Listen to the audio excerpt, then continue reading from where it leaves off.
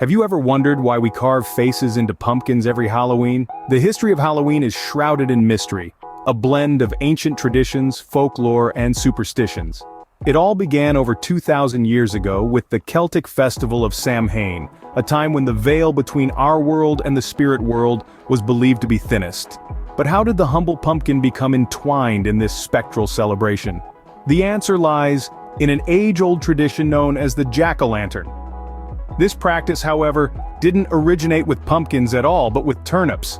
As the story goes, faces were carved into these root vegetables to ward off evil spirits. Over time, as people migrated to new lands, they found pumpkins larger and easier to carve than turnips. Thus began the tradition we know and love today. The tale of the jack-o'-lantern dates back hundreds of years to a story not for the faint of heart. Our tale begins with a man known as Stingy Jack, a notorious drunkard and trickster. In the heart of a quaint village, Jack was infamous for his unruly ways.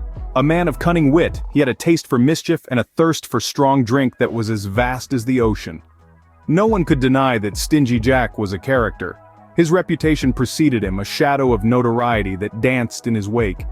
He was the man parents warned their children about, the one old folks whispered about around the crackling fire. Jack was a trickster, a rogue, a merrymaker who could turn even the most mundane day into a whirlwind of chaos and laughter. His tricks were legendary, from convincing the local blacksmith to shoe his horse for free, promising a pot of gold he never had, to tricking the village baker into giving him a dozen loaves of bread, claiming it was for the poor. Jack was a master of manipulation, his silver tongue and quick wit making him a formidable adversary. But it wasn't just his tricks that made Jack infamous. It was his love for strong drink, a love that saw him frequent every tavern and alehouse in the village. His fondness for the bottle was well known, a flame that burned just as brightly as his love for mischief. He could drink any man under the table and still have room for another round. Yet, despite his wayward ways, there was something undeniably charming about Stingy Jack. Perhaps it was his devil-may-care attitude or his infectious laughter that echoed through the streets, or perhaps it was the way he could spin a tale, his words painting vivid pictures that captivated everyone within earshot. But as with all things, there was a darker edge to Jack's antics, a side that was as sharp and as dangerous as a double-edged sword. And it was this side, this darker side of Stingy Jack that would lead him down a path he could never return from. One evening, Jack's tricks led him to cross paths with the devil himself. Intrigued by Jack's reputation, the devil decided to see if Jack lived up to his mischievous fame.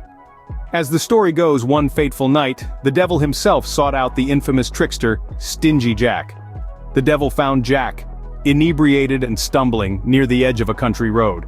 With a devilish smirk, he approached Jack, eager to claim the soul of such a notorious sinner. But Jack, ever the trickster, had a wily idea.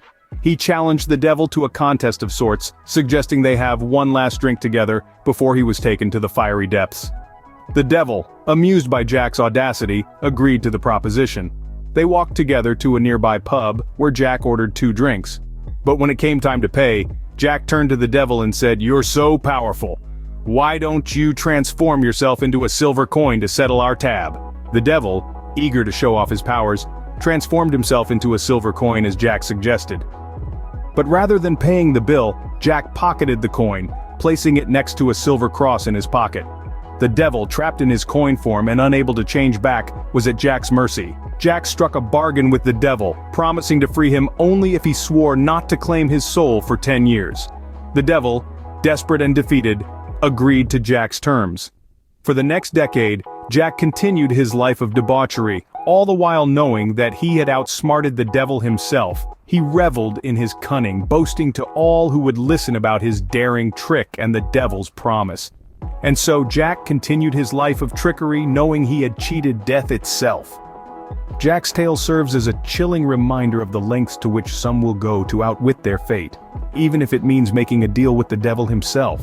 But as all stories go, Jack's time on Earth eventually came to an end. Jack, the infamous trickster who had once duped the devil himself, found his mortality catching up to him.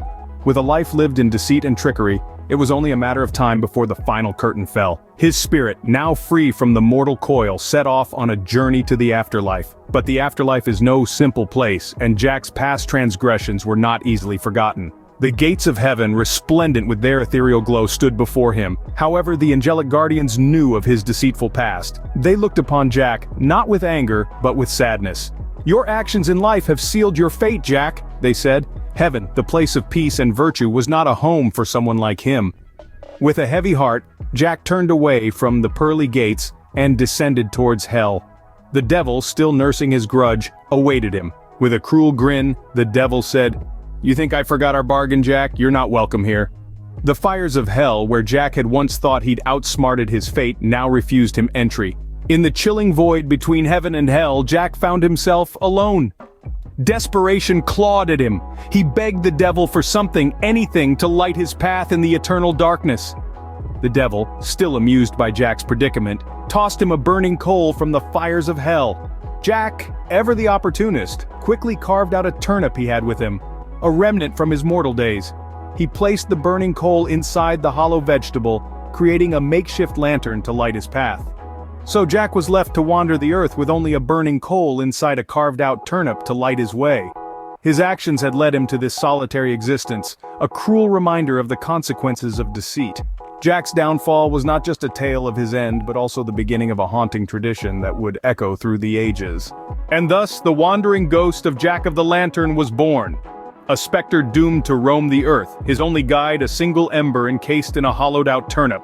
This, my friends, was the birth of the first Jack-o'-lantern, a symbol born from a tale of trickery, deceit, and eternal damnation.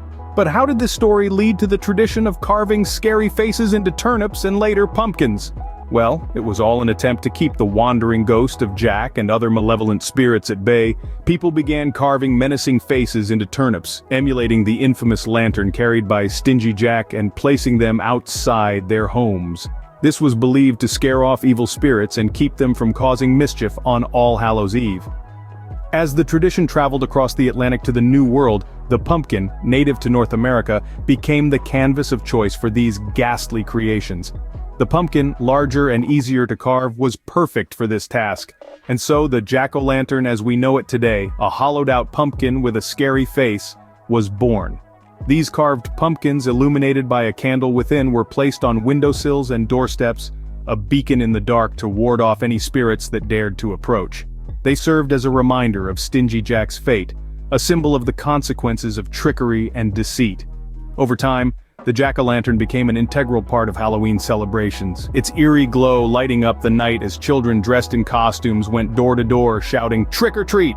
But beneath the fun and festivities, the jack-o'-lantern carries with it a chilling tale.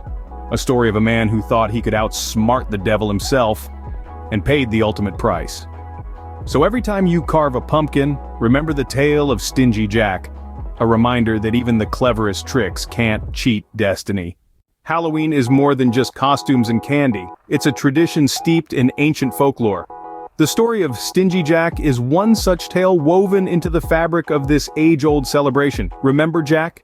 The trickster who twice duped the devil and was condemned to roam the night, his way lit only by a hollowed-out turnip containing a burning ember from the fires of hell. This legend has deeply influenced the Halloween tradition we all know and love today. Jack's spectral lantern became the inspiration for the jack-o'-lanterns we carve from pumpkins each year. We illuminate them with candles and set them out on our porches to ward off evil spirits, just as Jack used his to navigate the shadowy abyss of the afterlife. As you celebrate this Halloween, think of the lonely ghost of Stingy Jack, forever wandering in the darkness, his path lit by the eerie glow of his jack-o'-lantern.